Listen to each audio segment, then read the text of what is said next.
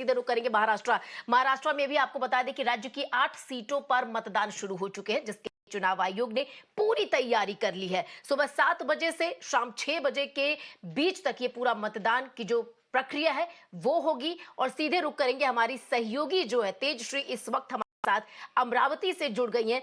तेजश्री, आपसे जानना चाहेंगे कि पोलिंग बूथ पे अभी फिलहाल तस्वीरें क्या है, लोगों में उत्साह कैसा दिख रहा है?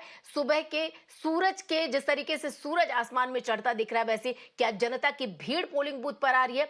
और खास तौर पर अमरावती सीट की बात करना चाहूंगी, कितनी कांटे की टक्कर है जो सिटिंग एमपी हैं उनमें और उनके जो प्रतिद्वंदी हैं उनके बीच, और लोगों के अहम मुद्दे क्या हैं अमरावती के लोगों के, जो अपने दिलो दिमाग में लेकर वो आज अपना कीमती वोट कास्ट करेंगे? तेजश्री,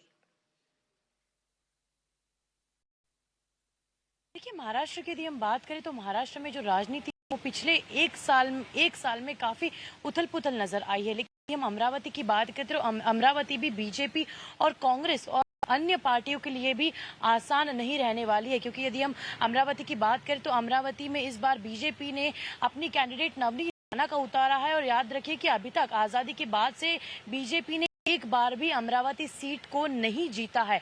और नवनीत राणा ये वही कैंडिडेट है जिन्होंने इंडिपेंडेंटली साल 2019 में चुनाव लड़ा भी और जीता भी, लेकिन ये उन्होंने एनसीपी यानी शरद पवार की जो एनसीपी थी उसके सपोर्ट के कारण ये चुनाव साल 2019 में जीता था। लेकिन इस बार ये मुकाबला काफी दिलचस्प होने वाला है, क्योंकि अब वो बीजेपी की तरफ से चुनाव लड़ रही हैं और कांग्रेस ने अपना कैंडिडेट बलवंत वानखेड़े उतारा है। और याद रखिए, यहाँ पर ये इंडिया जो गठबंधन है उसका कैंडिडेट है और इससे उद्धव ठाकरे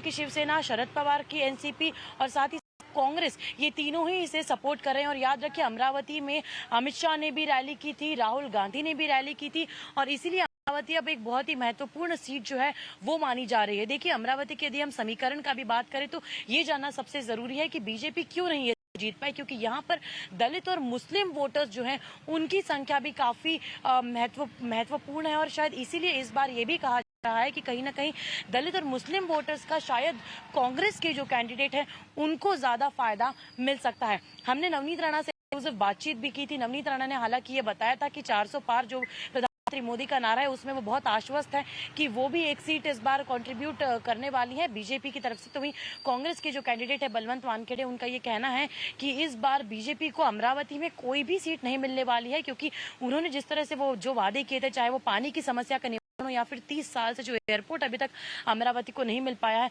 उसकी वो वादा हो, इस तरह के वादे भारतीय जनता पार्टी आगे पूरे नहीं कर पाएगी और इसीलिए कांग्रेस इस बार जीतेगी, ऐसा कांग्रेस पार्टी का कहना है। लेकिन वोटिंग जी हाँ बिल्कुल अमरावती में शुरू हो चुकी है कि जो अभी वोटर हैं यानी कि जो अमरावती के कैंडिडेट हैं नवनीत राणा, उन्होंने अभी तक वोट कास्ट नहीं किया है। देर में वो निकलेंगी और उसके बाद वो यहाँ से निकलेंगी। हम उनके घर के अभी खड़े हैं और देखिए, नवनीत राणा की यदि हम बात करते भी है तो हमने देखा कि बहुत बहुत शुक्रिया हमारे साथ जुड़ने के लिए और वहां से लाइव रिपोर्ट दिखाने के लिए।